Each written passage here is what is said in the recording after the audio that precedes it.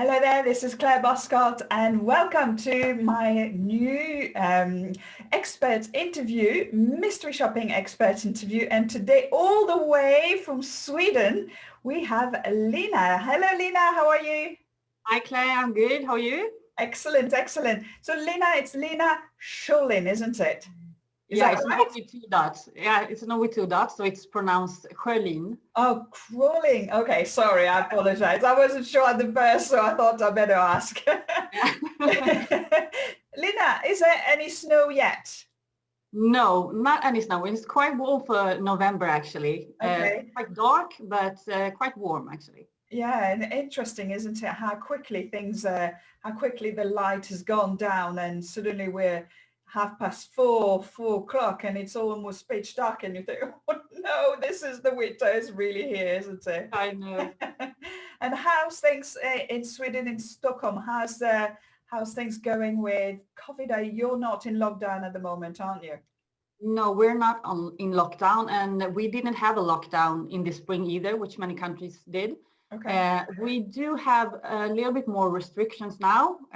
Starting 24th of November, we would only be able to gather 8 people, private or business-wise. Right. So that's a big step compared to this spring, I would say. But we're not looking at a lockdown in Sweden, actually. Okay. But so Lina, you are a mystery shopping expert, obviously, and you were born a mystery shopper, aren't you? Yeah, you could say that. So how did you get into it? Just tell us a little bit about you.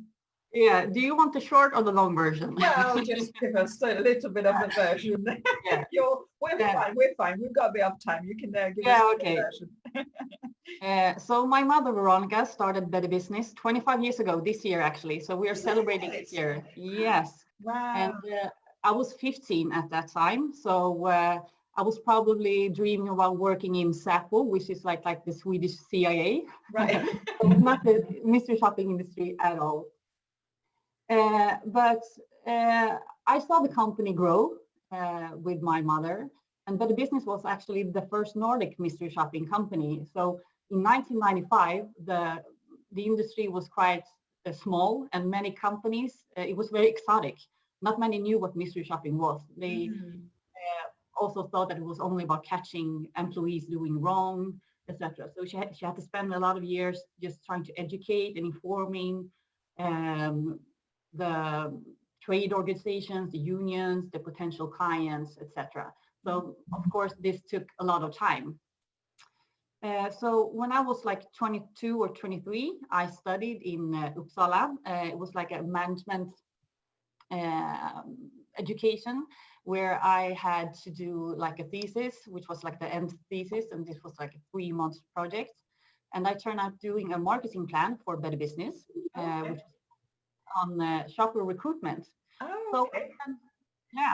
So I spent a lot of time at the office learning about the processes and the current marketing. So that was my like key into the business. So after the thesis was complete and my education was complete with the thesis, Veronica offered me an assistant role to her because she was CEO at that time. And I never thought that I would be working for the company, but as I started to get some interest while doing the thesis, I said that, well, I will give it 1 year. So let's try it. So I basically followed her everywhere to meetings with existing and potential clients, with suppliers and partners. So I really got a really good overview of what she did and about the industry and how it works. And then she also invited me to the very first MSPA European conference. Yes, of course. Which was hosted in Stockholm. So I was joining the sessions, and I was not working at the company at that time, but I really got an insight of the industry, and I was really curious, and that was really interesting for me to see what more I could learn about the industry. And after working with Veronica for 1 year, I was offered a role as a project manager, and I took it on. And I remember my first project was a global project, which run in like 55 countries. I was like, oh, I'm going to do this. Okay. And as of then, also our international business grew.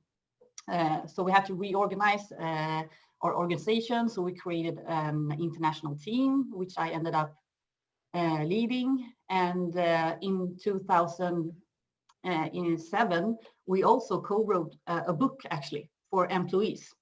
Okay. And well, it is now 14 years ago that I started working in the company, and I've run the company for like 4 years now, and also co-owner now. And Veronica is on the board, and she's very active working with the development of our system, our reporting tool, and also GDPR. And we also have a franchisee in Iceland, which keeps her active. So I would say that my mother, Veronica, inspired me and mentored me into this industry. Yeah, I guess there's something about it, isn't it? It's like a little bit like hospitality. My dad had a restaurant, and you either love it or hate it, and then you just grab a little bit out of it, and oh yes, that's quite nice, and then you're in it, just you're in it. You can't get out of it, really, can you? No. I'm sure your daughters are the same as well. They started to get a bit interested with it. Yeah. It's a funny business for sure. Yes. Yeah. So what's you mentioned a book actually. What's the name of the book? Because the book has been it's been translated in how many countries? 25 languages. 25 languages. So tell me, what's the book about? How does it help? Does it help the companies, or does it help the mystery shoppers? No, it actually helps the employees who are being evaluated. So it's written for the employees. So it's called the Employee's Guide to Mystery Shopping. Right. Yeah, and it's really about informing the employees what mystery shopping is, how to use it as a tool, and how to really maximize the benefit of the outcome of the mystery shopping. Right. Okay. Yeah. Yes. Okay, so it's for the businesses themselves, so they can give the knowledge to their employees on how the mystery shopping program works. Exactly. So we often include the book when we do startups with new clients, so they really can inform their employees the best way possible. And it's really it's not like a big book. It's really swift and right on the point, so it's very easy to read also. So we get into the clients actually, and so how do you work with any type of industry? So I know your mom started in hotels, so Veronica started in hotels, which is how I started as well. So that's my kind of we always have conversations on hospitality. But do you just do hospitality now, or do you kind of do pretty much any industry? We do any industry. Any industry where you have an interaction with your customers, regardless if it's physical or digital. So it started with hotels, and we still work with that brand today, 25 years later. Oh, wow. So we really believe in long-term relationship. But I would say that retail has been and will be probably for a few years going forward the biggest industry that we work with. I would say that it's about maybe 70%. But we work in all industries besides that. And do you think, because you're also involved into qualifying an assurance, quality insurance, I can't speak, quality assurance for hotels in Scandinavia, don't you? That's been a big project as well. Yeah, the Scandinavian Service and Quality Award, yes.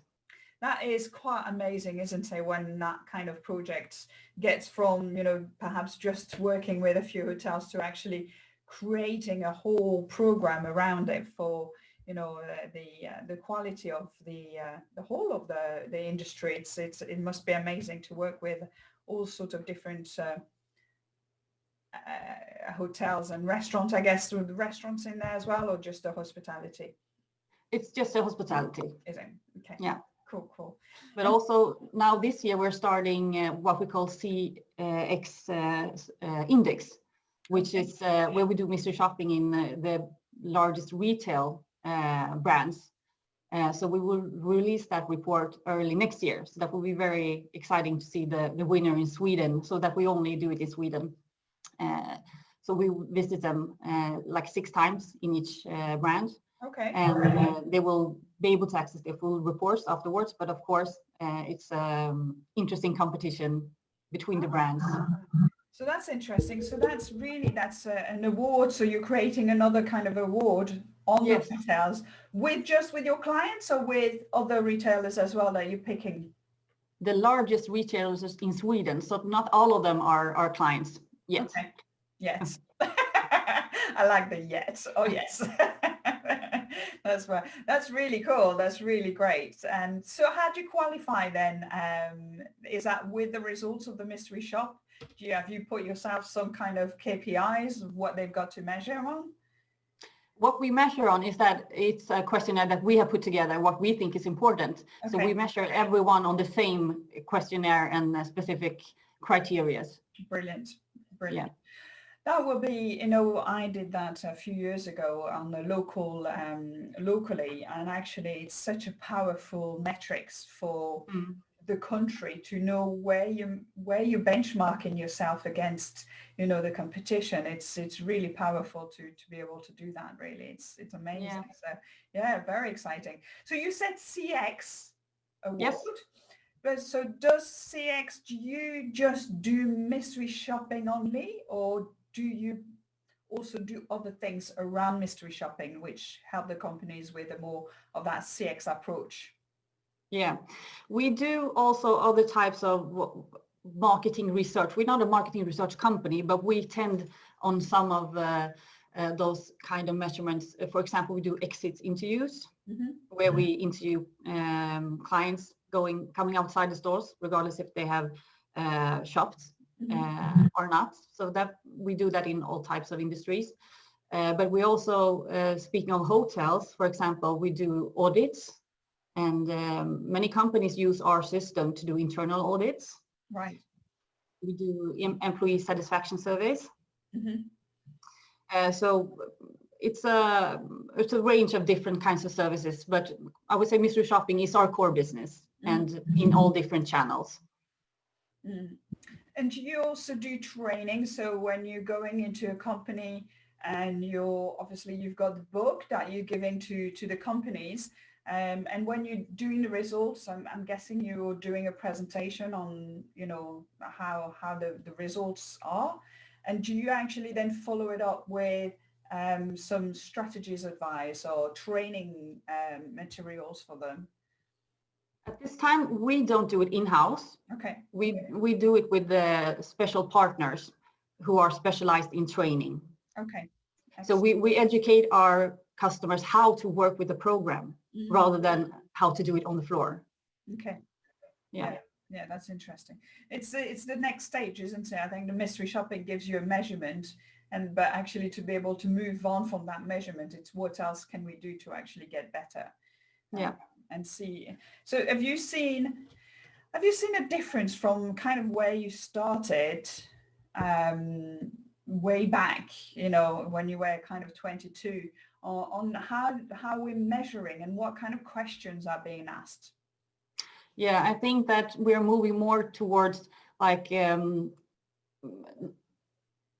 more subjective mindset, I would think, more how the shoppers felt in regards to their experience, what happened, what they felt, what could have been done better, rather than only like hard questions such as cleanliness check, did you get a hello check? So it's more advanced, I would say, and also in regards to the different channels, of course, because back then it was only physical meetings and mystery calls, also, and recorded calls, but not the social medias, not as much as emails. And a lot of customers also understand that they have to measure every channel, so not only one channel. So that was it. I would say that is the biggest part. But also when it comes to operational wise, as having a larger database for shoppers, having a more advanced reporting tools, both for the shoppers and clients, and internally for us, for our team members, operating more effective in the system. So it is your own system actually you've created? No, we are on a platform which is a company who provides platforms for specific for mystery shopping companies. Right. Okay. So, but we have done some personalizations and developments within that system, so it doesn't look the same as our fellow colleagues. Or the others. Yeah. Making bespoke. At the end of the day, that's what we do. We take something, we help the businesses to look at how they can make themselves different from the competition and being better than the competition. That's what it's all about, isn't it? To really show their high and how exceptional they are in delivering great service. And what do you see the biggest challenges are in organizations at the moment? Well, I would say it's a combination between a strategic level, an operational level, and the layers of communication in between. And if you start with like the strategic level, I think it's what we see a lot of times is that companies doesn't often have a strategy which is aligned in all the channels. So customers, they expect like this non-friction regardless of what channel that you interact with the company. And often companies, they tend to look inside out rather than outside in. So also a lack of strategy when it comes to, for example, handling customer complaints, for example. I think that's a really big issue. And when it comes to mystery shopping, I would say like one challenge is to really communicate with the staff. So this is something that we knew in 2007 when we wrote the book, but it's still very important today, for example, when starting up a new project and really educate the employees. What is it all about? What's the vision of this project? Why are we doing this? And how are we doing it? To be totally transparent, because otherwise the employees they would not be able to handle the information that comes out, the data from the tool.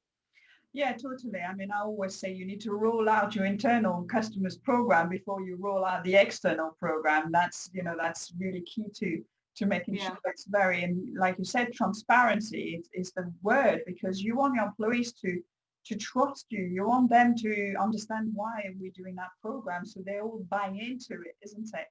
If you're trying to hide things, they'll start thinking that it is that going to be that stake where you're going to get, fired because you got a wrong result. And I think we've gone far away from that mindset, for that was probably back 20 or 25, 30 years ago. Yeah. When it was more used as a stake than what it is now. We really want to be proactive. We don't want the employee to be engaged. We want them to be part of that, because that's the only way that they can get engaged with the program, but also improve themselves. Exactly. They need the enthusiasm. Yes, I mean, enthusiasm is a great word, actually. It's being part of something, and it's being all together. Like you said, it's that vision that we're all going into the right direction as well throughout all the communications. How do you recruit shoppers then? Because it's quite an important part, obviously, of a business. Yeah. We mainly recruit digitally through various social media platforms. And word of mouth, of course, is one very big income of shoppers. But because we need so many of them in order to really satisfy our clients' needs, because whereas we work in so many different industries and different brands with different average customers, we need a very large base in order to really satisfy that we could meet this, for example, how to say, a more ordinary retail chain or brand who has a really large average customer in terms of age or gender, or so the shopper profile is quite big, whereas when we work with premium automotive brands, maybe they have like a specific shopper who needs to be, for example, only males. They have to be over 45. They have to drive a specific car. They have to have a specific income. And for example, when we work with after sales, you have to have a specific car brand. The car needs to be in a specific type of service. Well, hence the need of a very large base. So currently we have over 19,000 shoppers in our base. Not all of them are active, of course, Yes. but somehow we managed to recruit about 600 new shoppers each month. And of course, it's a challenge to really be able to activate all of them, because our average customer, they want average customers to be the mystery shoppers. So this is why our shoppers cannot do like 20 visits each month or sleep at a hotel more than an average customer would. So our average shopper, I would say, does about 4 assignments each month, just to keep them really as a traditional mystery shopper. But for example, if we have a client who wants professional mystery shoppers, or to have a specific industry background from their industry, of course we will be able to provide it. But our normal customer has a general mystery shopper profile, which doesn't do too many visits in order to get too programmed. Yeah, and I think also a lot of people who talk about, oh yes, I'd love to be a mystery shopper, I love shopping, they just don't quite get what it takes to be a mystery shopper. So what do you think are the main characteristic to be a mystery shopper? To be observant. To be a great mystery shopper. But to be observant, be able to blend in, to be thorough, to be honest, not provoking the staff in order to have a different customer behavior than they would have in a normal sales situation. So that's very important. And not be judgmental, meaning they should come up with their own sales processes, trying to explain for the customer how they should act. They should follow the guidelines that they have been offered, and to report back what the client wants to know. Yes. Yeah. And sometimes it's difficult, isn't it? Because you've got shoppers who are very passionate about what they're doing. And they really generally want to help, and then they may say something, or they may do something which actually is, we've got to just stop that visit, because it just it's a car. I had a mystery shopper, which, you know, I've got a story in my book actually, and she was so impressed by the lady that she did the mystery shop with, that the next day she brought some flowers and a little card to say thank you, you know, for beautiful service that she'd given her. And so it was such a lovely thing to do, but at the same time we were not obviously able to use her ever again in that particular shop. So it was quite a funny little story, really. They do get involved, isn't it? They do get involved, and that's what I love about it. You know, I think you're also looking for people who generally care about what they do, and not just you know, just, oh, let's just do this and then that's it, it's finished. Yeah. But we also do is that we grade our shoppers after each assignment. So it's a scale from 1 to 10 about following deadlines and the language and the reports, inconsistency in between the answers and comments, etc. But what that really is a grade on us, how well we have been able to prepare them for their assignments. So it's very important for us to, I mean, the shoppers, they can be different from you and I or from the other shoppers, but at the end of the day, we have scheduled the shopper, we have trained the shopper, hopefully good. But if the assignment turns out to be wrong, I mean, it's on us. Yes, I think a lot of the time we've got to realize that as well ourselves, you know, and there's a lot of time we were really retraining them after our training or after their first visit to we look at the report and how they've done it and why did they do that, and and after we had a handful of them that we did the training with them personally, and suddenly they became the best shoppers ever because they got it, and sometimes we need to realize that perhaps we're not clear enough or we're not giving enough information to the shoppers. Yeah. Do you have a training program? Is that directly onto your website when people log in, or is that something they do after when they register with you? How do the people register with you? To register with us? Mm-hmm. Well, as I mentioned, mainly it's digital marketing, and we have another site as well, and also word of mouth. But the really hard part, as I mentioned, is to really activate them. Mm-hmm.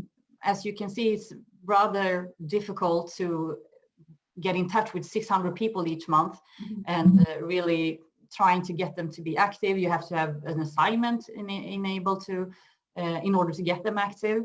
But in order to train them, what we do is that we use certifications. So we have a basic certification, which is like the MSPA certification. And then we have specific assignment certifications for each assignment that we have. Yeah, and for some maybe automotive projects where you have to do a little bit more training rather than like a retail visit. We have also briefings through the web or telephone, just in order to make sure that they have understood the whole assignments with every little part. Mm-hmm. Yeah, and same with hotels, I guess they are. Yes. So such different. There's a lot more into it, than just just a normal kind of retail environment. And so, if people would like to connect and become mystery shoppers with you, where would they go? Is it Better Business Worldwide? Is that your website? It's betterbusiness.se. Okay, betterbusiness.se. So I'll put the link underneath so people will be able to connect with you. And obviously, I'm guessing your website also, if any clients or any potential people who are watching us who are in Sweden, or actually now you're doing global work as well, so not necessarily want to connect with you, they can connect with you on your website as well? Yes, on the website or LinkedIn. Okay, yes, you're quite active on LinkedIn, aren't you? Yeah. Excellent.